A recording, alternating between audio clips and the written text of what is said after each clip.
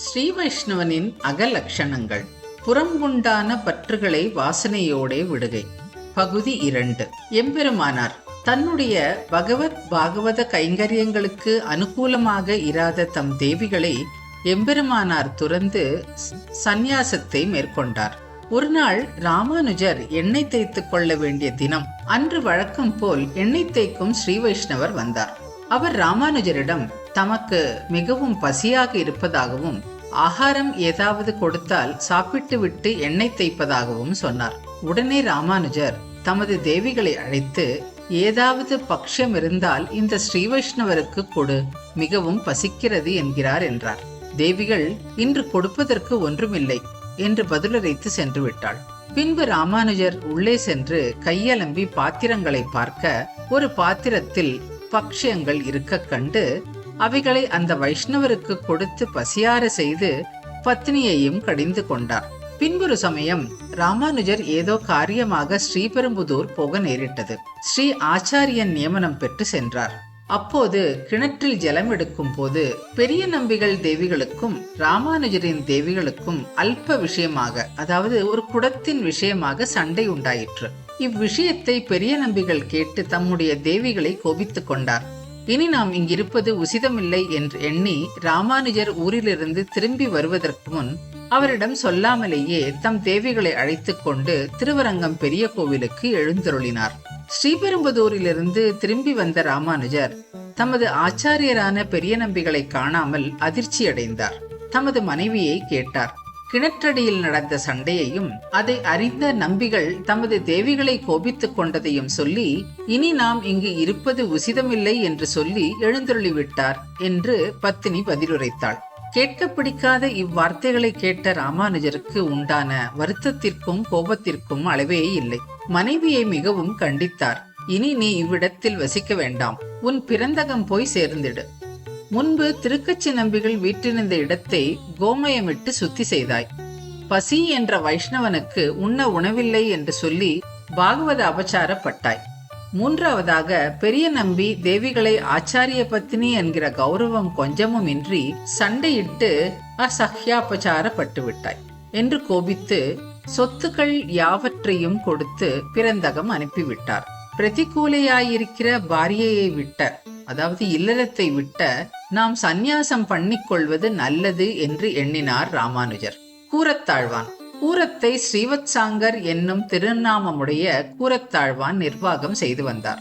அவர் வரையாது வழங்கும் வள்ளலாக வாழ்ந்து வந்தார்.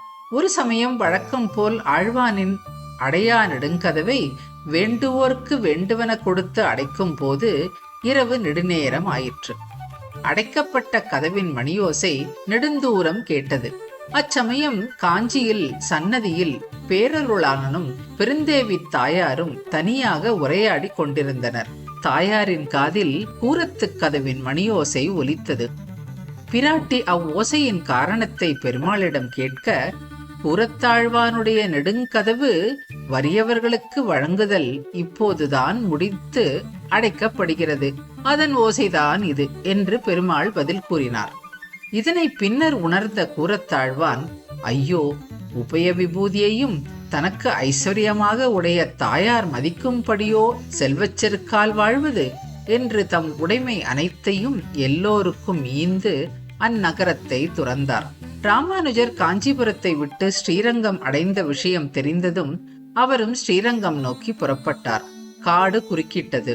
இரவு நேரம் பத்தினியாகிய ஆண்டாள் ஆழ்வானிடம், வழியில் திருடர் பயமுண்டோ என கேட்க, மடியில் ஏதேனும் வைத்திருக்கிறாயோ என ஆழ்வான் வினவ, ஆம், அவசரத்துக்கு உதவும் என்று ஸ்வர்ணவட்டில் ஒன்று கொண்டு வந்தேன் என்று ஆண்டாள் பதில் கூறினாள்.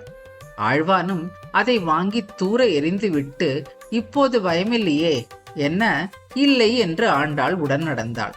ஒற்றுமை தம்பதிகளாக வைராக்கிய சீலர்களாக இறுதி வரை வாழ்ந்து வந்தது அனைவருக்கும் தெரிந்ததே. பொன்னாச்சியார். பிள்ளை உறங்கா வில்லிதாசரின் மனைவிதான் பொன்னாச்சியார். இவரும் எம்பெருமானாருடைய சீடராவார். எம்பெருமானாரின் மற்ற சீடர்களுக்கு பிள்ளை உறங்கா வில்லிதாசரிடத்து பொறாமை இருந்தது. அதனை அறிந்த ராமானுஜர் அவர்களுடைய எண்ணத்தை மாற்ற வேண்டும் என்பதற்காக ஒரு நாடகம் ஒன்றை நடத்தினார். அதாவது மடத்தின் நிதி நிலைமை மிகவும் குறைவாக இருப்பதாக கூறி பிள்ளையுறங்கா வில்லிதாசர் மிகவும் பணம் வைத்திருப்பதாகவும் அவருக்கு தெரியாமல் அதை அபகரித்து வாருங்கள் என்றும் சீடர்களுக்கு கட்டளையிட்டார். ராமானுஜர் சொன்னது போலவே அவர்கள் இரவு தாசருடைய வீட்டிற்கு சென்றனர். அங்கு பொன்னாச்சி மட்டும் கட்டிலில் படுத்திருந்தாள். அவள் கால்களில் நல்ல நகைகளை போட்டிருப்பது கண்டு அதனை அவர்கள் கழற்றி எடுத்து கொண்டனர். இதனை அறிந்த பொன்னாச்சி அவர்கள் மற்றொரு காலில் இருந்த நகையையும் கயற்றிக் கொள்ளட்டுமே என்ற எண்ணத்தினால் காலை மாற்றி புரண்டு படுத்தாள். ஆனால் அந்த சீடர்களோ அவள் எழுந்துவிட்டாள் என்று எண்ணி ஓடிவிட்டனர். பொன்னாச்சி தன் கணவனான தாசரிடம் நடந்ததை கூறினாள். ஸ்ரீ வைஷ்ணவர்கள் செய்தபடி செய்யட்டும் என்று இருக்க வேண்டிய நீ ஏன் புரண்டு படுத்தாய்? அதனாலன்றோ அவர்கள் மற்ற நகைகளை கொள்ளாமலே போய்விட்டார்கள் என்று கோபித்துக் கொண்டு மடத்திற்கே சென்று விட்டார். இவ்வாறு இவர் நடந்து கொண்டதை அறிந்த மற்ற சீடர்கள் தங்களுடைய செயலை நினைத்து வெட்கி தலை குனிந்தனர். நஞ்சியர் பட்டரால் திருத்தி பணிக்கொள்ளப்பட்ட வேதாந்திக்கு, அதாவது நஞ்சியருக்கு மனைவியர் இருவர் இருந்தனர். ஒரு நாள் ஏழை அந்தணர்கள் சிலர் வந்து பசிக்கு உணவு கேட்க மனைவியர் இருவரும் அவர்களுக்கு உணவு இடாமலே இருந்து விட்டனர். பசித்தவர்களுக்கு உணவிடக்கூட தம் மனைவியருக்கு மனம் இல்லாததை கண்டு மனம் வருந்திய வேதாந்தி இல்லறத்தை துறந்து விடுவது என்று முடிவு செய்தார். தம்முடைய அளவற்ற செல்வத்தை 3 பங்காக பிரித்து 2 பங்குகளை தம் மனைவியர் இருவருக்கும் வழங்கிவிட்டு 3வது பங்கை தம் ஆச்சாரியரான பட்டருடைய திருவடிகளில் சமர்ப்பித்தார். வேதாந்த தேசிகன் விஜயநகரத்து அரசகுமாரியை பிடித்த பிரம்மரக்ஷசை ஓட்டிய வித்யாரண்யர் அரசபையின் அத்தியக்ஷரானார். அப்போது தம்முடைய சிநேகிதரான தூப்பூர் பிள்ளை உஞ்சவிருத்தி செய்து தேக யாத்திரைக்கு கஷ்டப்பட்டு வருவதை எண்ணினார். அவருக்கு வேண்டிய திரவிய சகாயத்தை அரசனிடம் சொல்லி செய்ய நினைத்தார். உடனே ராஜசபைக்கு வரும்படி ஒரு பத்திரிகை எழுதி அனுப்பினார். அதில் அதிக பிரசித்தியுள்ள தூப்புல் குலதிலகமே, அடியேன் மூலம் தேவரீருடைய கீர்த்தியை மகாராஜர் கேள்வியுற்றார். அது முதல் தேவரீரை தியானம் செய்து கொண்டிருக்கிறார். நேரில் சேவிக்க ஆசைப்படுகிறார். தேவரீரை தம் தனத்தால் ஆராதித்து தேவரீருடைய முகார விந்தத்திலிருந்து வரும் வாகாமிருதத்தில் முழுக எண்ணுகிறார்.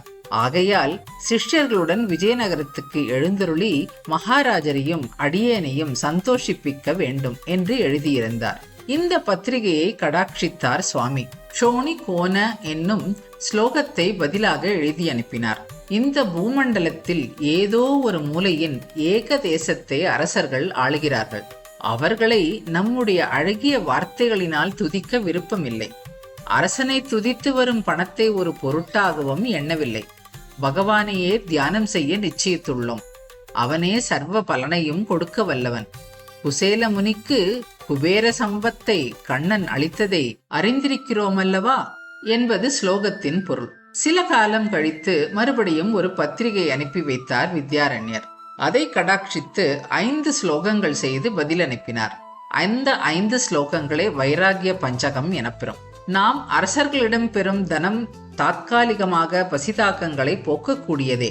நம்முடைய மரண பரியந்தம் அவர்கள் கொடுத்த சொல்ப திரவியத்துக்காக அவர்கள் தயவை எதிர்பார்த்து கொண்டிருக்கக்கூடிய பெரிய கஷ்டத்தை அந்த தனம் உண்டு பண்ணக்கூடியது.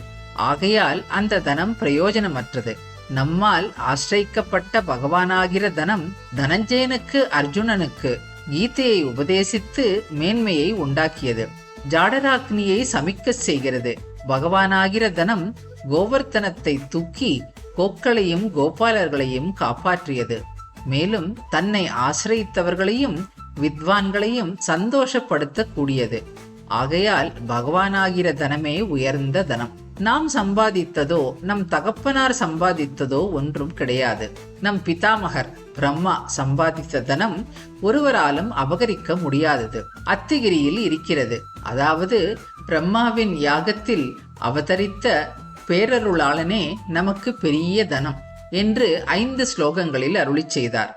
வைராகியம் பொதிந்திருந்த இந்த 5 ஸ்லோகங்களில் அருளிச் செய்த கருத்துக்களை படித்து வியந்தார் வித்யாரண்யர். அதற்கு மேல் அவரால் சுவாமியிடம் ஒன்றும் பேச முடியவில்லை. ஸ்வர்ணத்தை புழுவாக தள்ளினார். இவ்விதம் மிக்க வைராகியத்துடன் சுவாமி எழுந்தருளி இருப்பது உலக பிரசித்தமாயிற்று. சுவாமி தினமும் முஞ்சவிருத்தி செய்து வருவதை பார்த்து தர்மிஷ்டர்களான சில தனிகர்கள் வருத்தப்பட்டனர். சுவாமியோ தனத்தை சமர்ப்பித்தாலும் வாங்கிக் கொள்ள மாட்டார், என்ன செய்வது என்று கவலைப்பட்டனர். ஒரு தனிகர் ஒரு நாள் சில தங்க காசுகளை அமுதுபடியுடன் கலந்து சுவாமி உஞ்சவிருத்திக்கு எழுந்தருளும் போது சமர்ப்பித்து விட்டார். இதை சுவாமி கவனிக்கவில்லை. வழக்கம் போல் தேவிகளிடம் அமுதுபடியை கொடுத்து விட்டார். தேவிகள் அன்றை திருவாராதனத்துக்கு வேண்டிய அரிசியை செம்பிலிருந்து கீழே சேர்க்கும் போது தங்கக் காசுகளும் கீழே விழுந்தன.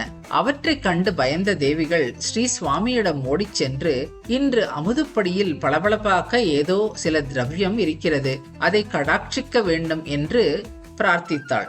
சுவாமி அதை கடாட்சித்து அவை புழுக்கள் என்று சொல்லி ஒரு குச்சியால் அவற்றை தள்ளிவிட்டார் என்று பெரியோர்கள் கூற கேட்டிருக்கிறோம். தேவிகள் சுவாமி அருளிச் செய்த நவரத்ன மாலையையும் மும்முனி கோவையுமே தமக்கு விலையுயர்ந்த திருவாபரணமாக கொண்டிருந்தார் என்றும் பணிப்பர்.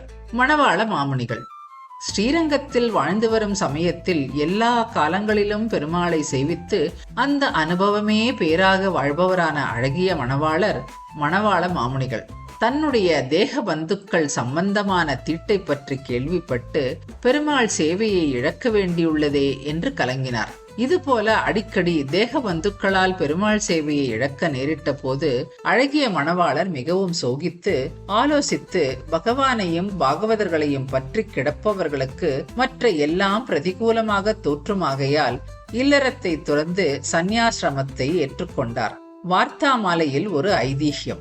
திருவரங்கத்துக்கு கிழக்கே ஒரு ஊரில் செல்வத்துடன் சௌகரியமாக வாழ்ந்து வந்த அப்பன் என்பவர் ஆழ்வானை ஆசிரியிக்க வேணும் என்று திருவரங்கத்துக்கு வந்த வளவில் ஆழ்வானுக்கு அந்திம தசையாயிருக்க பட்டரை பார்த்து ஆழ்வானிடம் ஆசிரியிக்க முடியவில்லை, என்னுடைய ஹிதத்துக்கு உறுப்பான வார்த்தையை தேவரீர் அருளி செய்ய வேணும் என்று கேட்டார்.